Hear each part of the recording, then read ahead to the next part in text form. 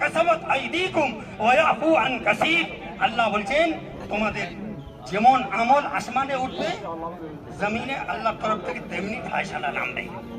যদি আমাদের ভালো আমল আসমানে ওঠে, নামাজ, রোজা, তেলাওয়াত, জিকির, সুন্নতের উপর চলা, হারাম থেকে বেঁচে থাকা, পাক পবিত্রভাবে থাকা, জীবনযাপন করা, তাহলে আমাদের আসমানে যখন ভালো আমল উঠবে তখন আল্লাহ তাআলা দুনিয়াতে বরকতের ফয়সালা করবেন, রহমতের ফয়সালা করবেন।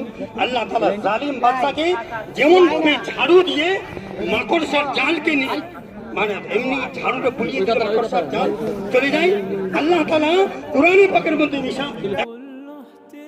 কাসাবাত আইদিকুম ওয়া ইয়াফু আন কাসীর। আল্লাহ বলছেন তোমাদের যেমন আমল আসমানে উঠবে জমিনে আল্লাহর তরফ থেকে তেমনি ফয়সালা নামবে।